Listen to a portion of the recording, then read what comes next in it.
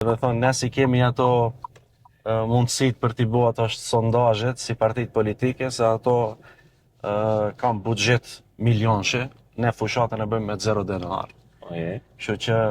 vetmin aset e kemi atë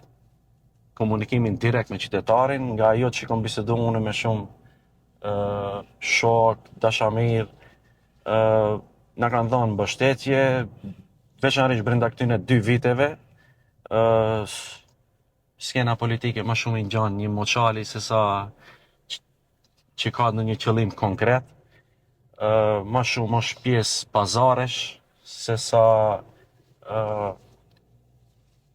luftim idesh si ta përmirësojmë domethënë kualitetin e jetës në Tetov.